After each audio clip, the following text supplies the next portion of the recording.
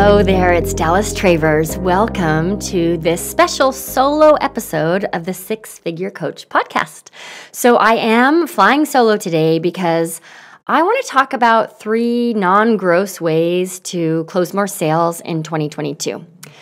You're probably aware that often inside of this show when I'm coaching Hive members, the topic of client surge comes up here and there.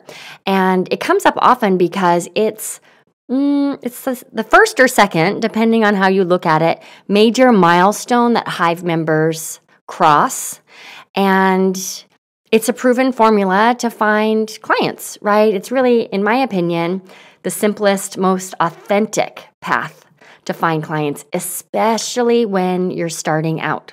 So while I normally only offer client surge inside the Hive, I see how many of you need this system almost as a way to give yourselves permission to go all in on a full year of mentorship with me. So this December, I am going to open enrollment for Client Surge. Now, whether you decide to join me inside Client Surge or not, please mark your calendar for December 14th. Because Client Surge enrollment is going to kick off with a special free workshop called Clients from Scratch. Okay? You can grab your spot at Clients from Scratch right now at dallastravers.com/clients.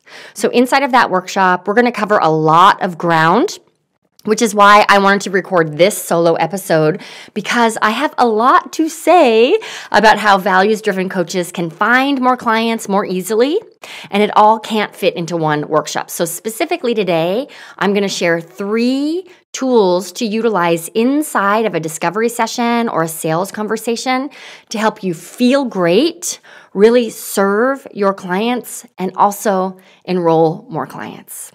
So before we dive into that, please hit pause on this episode and go to dallastravers.com/clients to get in on Clients from Scratch. It's happening on December 14th, and it's really designed to set the foundation to help you find more perfect match clients in 2022. So once you do that, come on back and listen along as I share 3 non-gross ways to close more sales and find more clients. So welcome back. I hope you grabbed your spot for Clients from Scratch. I want to dedicate this episode to sharing 3 tools that I have developed or uncovered on my own as I've leaned into authentic selling inside of discovery sessions. So there are 3 of them. The first I want to speak to is at the end of your sales conversation, right? Offering what I call and what we talk about inside the Hive as your chocolate or vanilla invitation. Presenting your offer in this way, it brings people to a different approach, right? It introduces a different way for your potential clients to make the decision about whether or not to work with you. I don't know about you, but there can often be an incredible amount of awkward pressure on me, but also on the client I'm speaking to when it's time to present the offer. It kind of reminds me of the love notes I used to pass to Chad Anderson in the 4th grade, which was like, do you like me, yes or no? And poor Chad is just like left staring at this page with all of this pressure and just these 2 options. It's like an all or nothing approach. But by switching to this idea of a chocolate or vanilla invitation, there's no longer this yes or no question, and it becomes a which one question, which shifts the conversation. If I were imagining it visually, it's kind of the difference between me sitting on one side of the desk selling you something versus standing up, walking across the desk, sitting next to you and deciding together. And that's what service-based selling really looks and feels like. So what is a chocolate or vanilla invitation?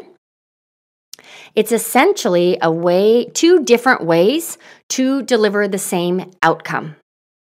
So I'm going to say that again. This is really important. It's 2 different ways to deliver the same outcome. So let me use Chris Voglio as an example. He was on a recent episode of the show here. Chris is a business coach. He helps creative business owners develop a rock star brand. And Chris has if I'm remembering this correctly, Chris, a 6-phase system, branding system that he takes clients through. So he's got this signature process. When Chris delivers the invitation, instead of saying, would you like to work with me or not, right? He might say, now, here's how I think I can help you. I have a 5-step system designed to help you, and then we just add the client's language in there, right? Bring in more clients, feel confident about your brand, know that you are standing in your authentic voice. There are 2 ways that we can accomplish those goals together.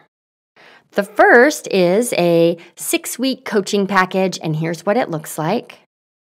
The second is a VIP day where we will spend 6 hours together walking through the same process.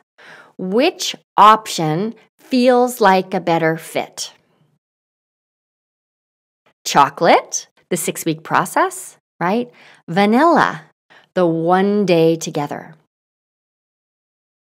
So I hope you noticed, even as you heard me improvise on a pitch for Chris, the energy around that, right? It really comes from a place of service, and it's helping the client think about the best way to receive help versus, oh gosh, okay, I have to decide in this moment if I want help or not, which can just cloud our minds. Okay, so I want to underscore something here that's really important, because a common mistake a lot of us make in discovery sessions, in sales calls, is that we overshare. We provide way too much information. Suddenly, we're getting into the details of how long the sessions are and how much email support people get and all of the worksheets and the handouts and the this and the that.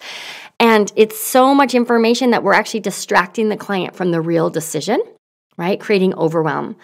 I think a lot of us make that mistake because we're uncomfortable presenting an offer. So in an effort to relieve our own discomfort, we pull the client out of their decision-making process. So by offering 2 separate outcomes, you're doing the same. So I'm just going to stick with Chris as my example here, right? What Chris wouldn't say is, all right, there's 2 ways to work with me. I can walk you through this 5-step system so that you can implement the branding on your own, or I can teach you how to host sales conversations that align with your brand. Those are 2 completely different promises. It's confusing and distracting, especially because we want to make sure at the end of every sales conversation, we're only offering the tool, the process, the support aligned with the problems that this client wants solved and the goals that they have. So Chris should have known, like, what do they want? Do they want to learn sales conversations, right? Or do they want to learn branding? So I just don't want you to think I'm telling you have to have multiple offerings, multiple outcomes, right? What I'm really saying here is think about 2 different ways you can deliver the same offering so that in your sales conversations, you can present a chocolate or vanilla invitation. Okay, so we're talking about 3 non-gross ways to close more sales. I have seen this shift, chocolate or vanilla, make such a difference in how I show up to sales calls. So for all of us who are values-driven coaches, this helps us stay in a state of service. That's tip number 1. So tip number 2 is the magic of the invite letter, which I'll talk about in just a moment. But again, I just want to encourage you that if your goal is to find more paying clients next year, please grab your spot for Clients from Scratch. It's happening on December 14th. And above and beyond what you're learning here today, you're going to learn 3 important tools to meet those client getting goals next year. So the first one is, I like to call it an easy breezy lemon squeezy approach to find perfect match clients.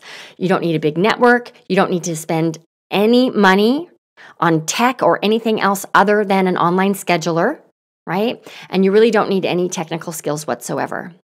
From there, we're going to talk more about sales call confidence. I want to share with you the British Bake Off method for more confidence. This is going to help you authentically enroll the right clients. Here's the best part. It relies on your natural strengths as a coach. So this method works best if you are allergic to selling. And then a very tangible tool. It's a 9-word selling secret weapon so that you never feel slimy or scared to present an offer again. So go to dallastravers.com/clients right now to grab your free spot. I cannot wait to see you at Clients from Scratch on December 14th. Okay, so let's talk about this second non-gross approach to selling. And that is letting go of the one-call close, the pressure behind that, and embracing the power of the invite letter. So again, I want to be really clear here. I don't want you to misunderstand me and think what I'm saying is don't present the offer in the first call. That is not of service. We don't want to make people jump through a bunch of hoops just to be able to work with us. What I'm saying is, let's be real. Most of us need breathing room before making a big decision, such as investing time, energy, money, emotion into a coaching relationship. So the one-call close is often pressure-filled. It can sometimes even be unethical. I'm thinking of another one of our Hive members. She's been on the show as well. Her name is Rachel. Rachel serves adults with ADHD. And Rachel realized, okay, wait, my audience, my dream clients, they tend to make snap decisions. And that's something I coach people around. Being impulsive, right? So by presenting an offer and going for the one-call close for this audience, that actually doesn't serve them. It's not totally ethical. So I just want to give you permission to give yourself permission to serve in your sales call. Present the offer, but if someone needs time to consider the option, we don't try to force them into a decision right then. It's not about, we'll talk about this next, but powering through and overcoming objections. It's about maintaining this really special container that you've created to help the client step up, even if they're nervous. If it's meant for them, we want to create an environment where they can give themselves permission to step up. And that's where the invite letter comes in. Okay, so what is an invite letter? This is something actually that I give you templates. It's something that we go through line by line inside of Client Surge. But basically, an invite letter is a proposal, right? But rather than just being the details, it's a very personalized outline of what the client's goals are and the potential, the gaps between where they are and where they want to be, how the work together will fill those gaps, clarifying the details around the offer, right? The price, the time frame, things like that, and listing out explicitly the next steps. I remember a couple of years ago, it was actually around the time I was formalizing my client attraction process into Client Surge.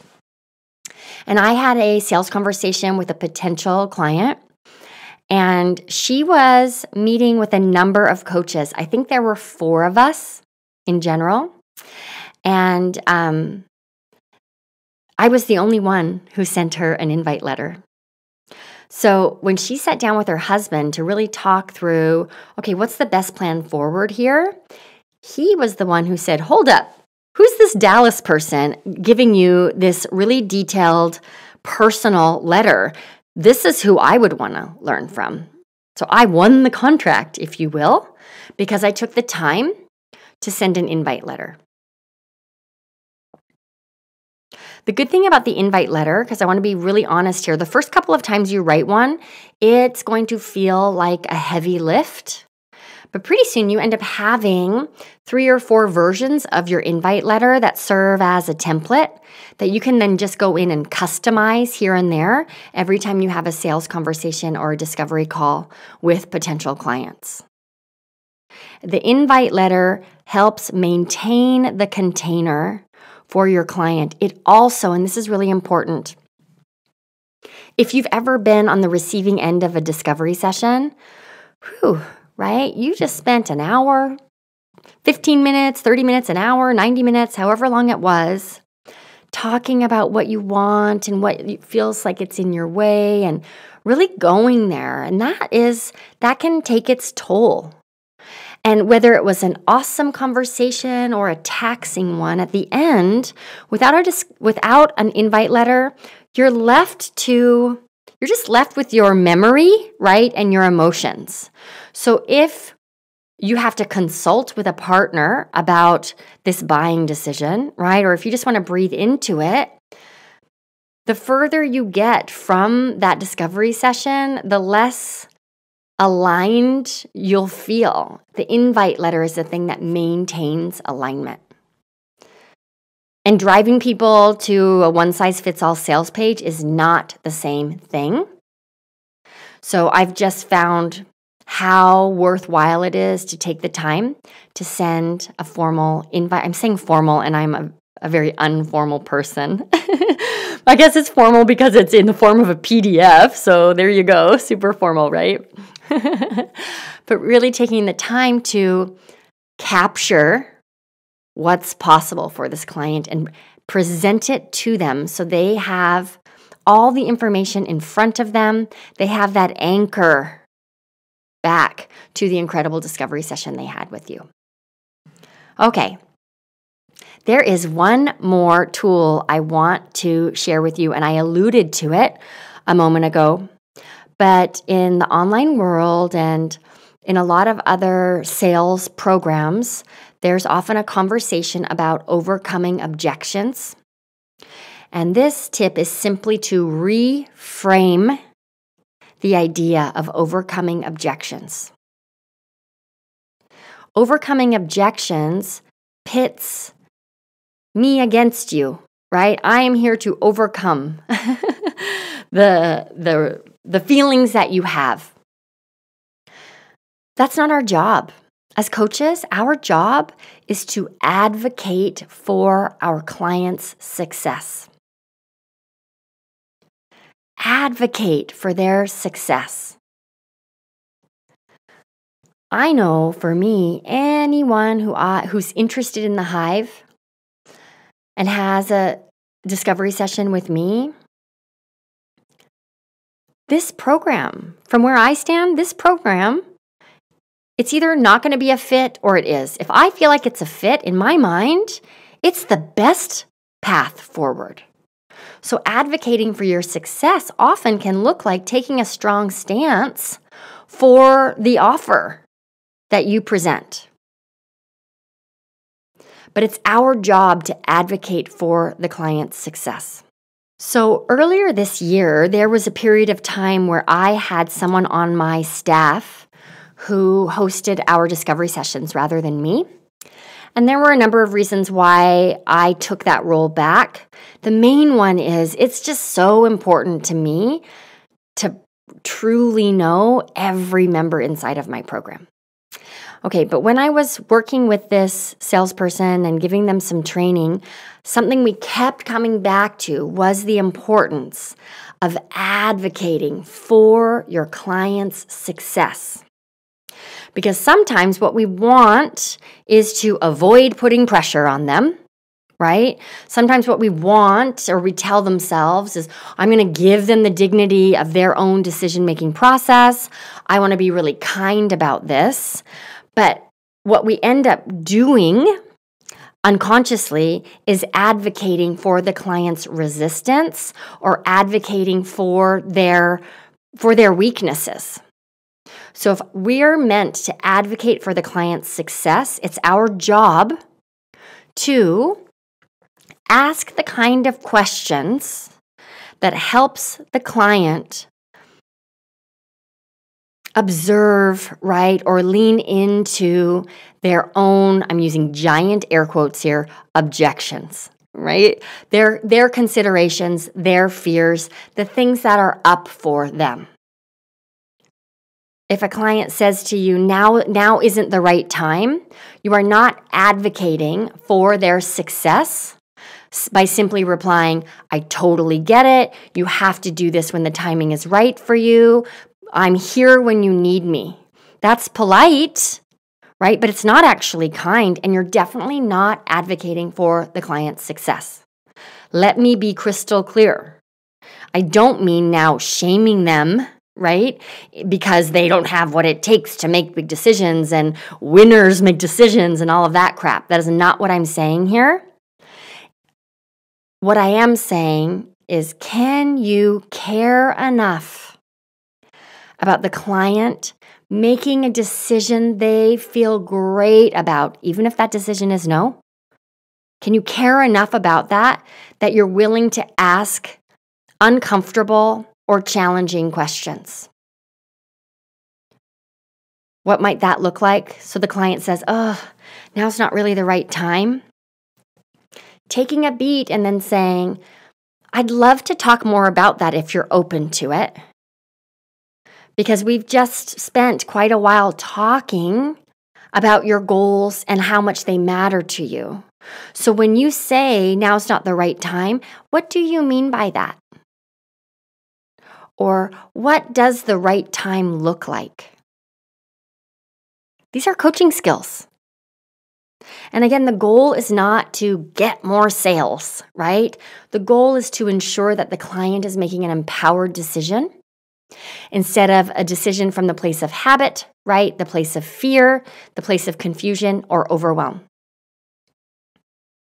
It's our job as coaches to advocate for our clients' success. That starts at the sales conversation.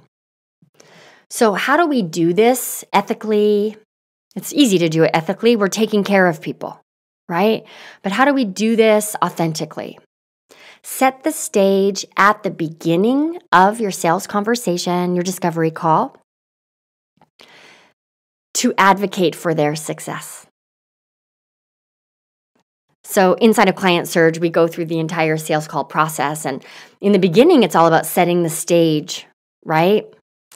Part of setting the stage is to ask them what they want to get out of the conversation and to share what you want to get out of the conversation. In this case, what I want to get out of the conversation is to help you make the best decision about whether or not my program is the thing to help you accomplish your goals. In order to do that, my job right now is to advocate for your success. So is it okay with you if along the way in our conversation, if I have questions about where you're at or what your motivation might be, is it okay to ask you those questions? So we're just getting a buy-in at the top. We're setting the stage that it's our job to really take care of them and advocate for their success. And then when it's time to advocate for their success, we remind them that that's our role. As I have developed and cultivated and strengthened my ability to hold space in a sales call, I learn more and more what a beautiful experience sales calls can be and what an act of service they are when we are brave enough to really take care of the client. And that's what this last tip is really about. So, hallelujah, you never again have to overcome objections. Instead, you just get to take a stand for what's possible in the life of your client. Okay, You could have me here all day. I love having conversations like this. My intention for today's episode was just to get things started because next week you're going to hear from a number of other coaches and a roundtable discussion all about sales conversations. And then inside of the free Clients from Scratch workshop, we're going to dig even deeper.